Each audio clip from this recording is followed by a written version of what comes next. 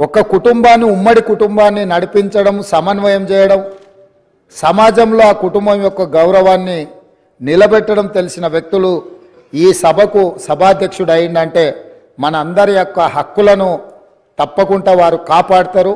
అదేవిధంగా వారు రాజకీయ ప్రస్థానం స్థానిక సంస్థలు ఒక ఎంపీటీసీగా వారి రాజకీయ ప్రస్థానం మొదలయ్యి అక్కడి నుంచి వారు ఎంపీపీ అవ్వడం, 2008 ఉప ఎన్నికలలో శాసనసభ్యుడిగా ఎన్నికవ్వడం, 2009లో తిరిగి వారు శాసనసభ్యుడిగా ఎన్నికవ్వడం, తర్వాత వారు మంత్రిగా సేవలు అందించడం, హ్యాండ్లూమ్ వీవర్స్కి వాళ్ళకున్న లోన్లు కానీ లేకపోతే వాళ్ళ సమస్యలను పరిష్కరించడంలో క్రియాశీలక పాత్ర పోషించడము, వారు మంత్రిగా ఉన్నప్పుడు వికారాబాదును శాటిలైట్ టౌన్గా గుర్తించి కీర్తిశేషులు పెద్దలు జయపాల్ రెడ్డి గారు అర్బన్ డెవలప్మెంట్ మినిస్టర్గా ఉన్నప్పుడు ఢిల్లీకి వెళ్ళి వారితో మాట్లాడి వికారాబాద్ పట్టణాన్ని శాటిలైట్ టౌన్గా గుర్తించి 2200 కోట్ల రూపాయలు మంజూరు చేయించి అక్కడ అభివృద్ధి కార్యక్రమాలను ముందుకు తీసుకెళ్ళి ఆ రోజు వారు అక్కడి ప్రజల యొక్క సేవలో వారు ముందున్నారు.